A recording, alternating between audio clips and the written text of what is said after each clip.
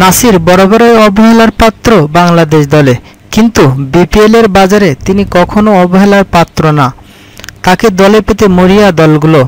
গত Bangladesh premier league আসরে bat হাতে খুব একটা সুবিধা করতে পারেননি ঢাকা ডায়নামাইটসের হয়ে খেলা টাইগার অলরাউন্ডার নাসির হোসেন।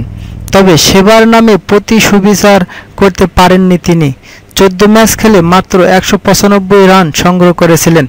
তবে বিপিএলে 2016তে ব্যাট হাতে জ্বলে উঠতে ব্যর্থ হলেও সাম্প্রতিককালে ফর্মের তুঙ্গেই আছেন একসময়ের ফিনিশার খ্যাত নাসির।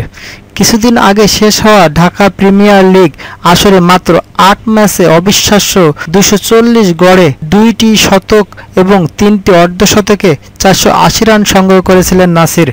সুতরাং নাসির যে চলতি বছরের বিপিএলের অন্যতম হটকেক হয়ে উঠবেন সেটি বলাই বাহুল্য। আর তাকে দলে টানতেও উদগ্রীব বেশিরভাগ ফ্র্যাঞ্চাইজি।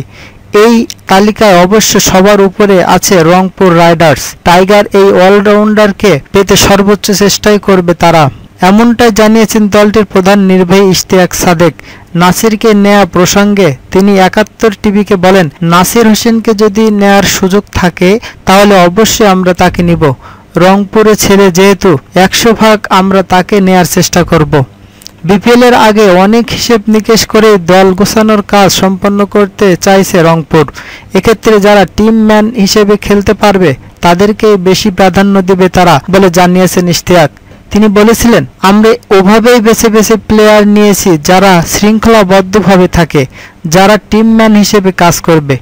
আমরা এমন অনেক বাইরের প্লেয়ার পেয়েছিলাম যারা ছিল অনেক রড পারফর্মার, তবে টিমের সাথে মানিয়ে নিতে পারবে না দেখে আমরা তাদের বাদ দিয়েছি। আমি বিশ্বাস করি আমার দলের জন্য আমি সব সমমনা ক্রিকেটার নিয়েছি। এই বন্ডিং ফ্যাক্টরটা আমাদের সাফল্য পেতে সাহায্য করবে ইনশাল্লাহ।